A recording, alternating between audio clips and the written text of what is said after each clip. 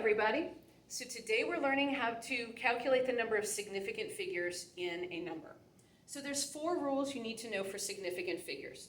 First of all, non-zero digits are always significant. So 4, 3, 3, those are all non-zero digits. So this number, 433, has 3 significant figures. 6, 7, 8, I'm going to toss another one in there. So 6, 7, 8, 5. Those are all non-zero digits. So this number has 4 significant figures. 19287, 19,287. Those are all non-zero. There are 1, 2, 3, 4, 5 of them. So this is 5 significant figures. Okay, second rule. Leading zeros are never significant. So those are zeros that are in the lead, there's zeros in the front. They do not count as being significant. So this number here, we see 0.04, that is only 1 significant figure. 0.18, that is 2 significant figures. And I'll explain why at the end of the video. You don't really need to know why, but for some people that helps you to remember because you can understand it. For everybody else, just write these rules down and start practicing them. It gets easier with practice, I promise. Sandwich zeros, zeros that are sandwiched in between significant figures, they are significant.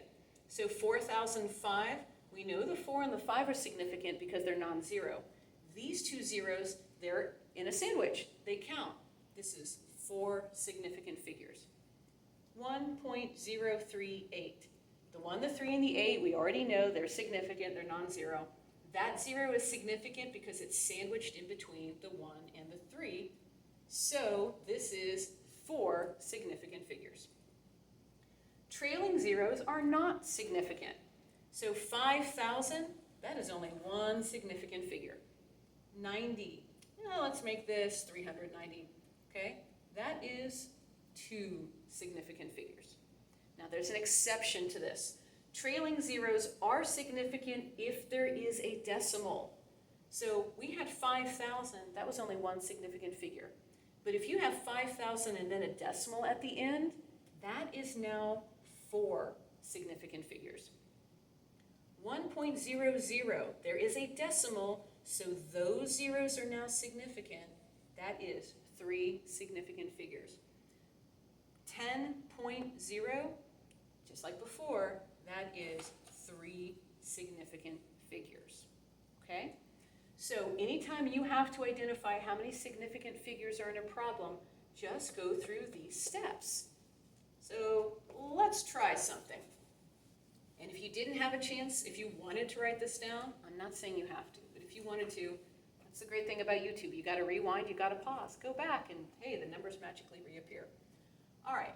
So I'm going to say 190710.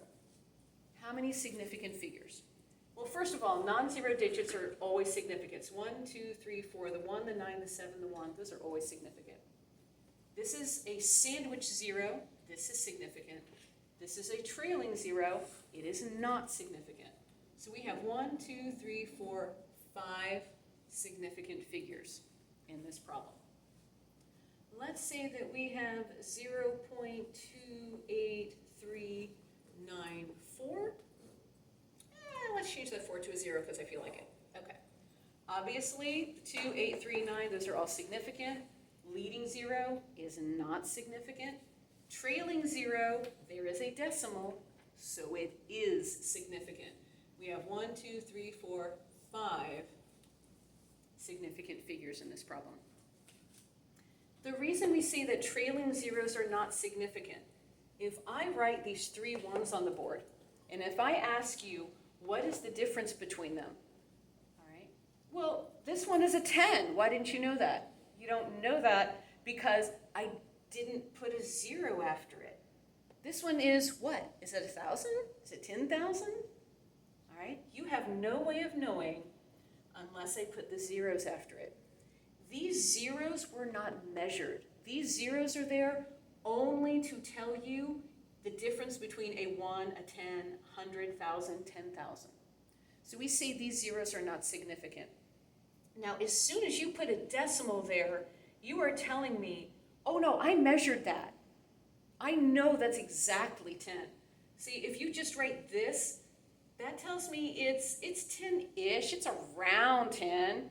It might be 8.5, it might be 11.2, but it's around 10.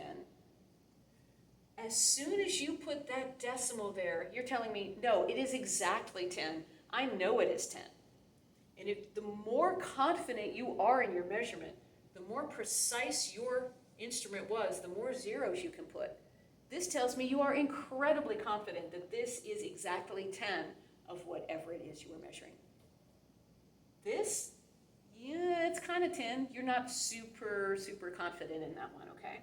So that's why trailing zeros are not significant unless you have a decimal. The same thing kind of applies to leading zeros.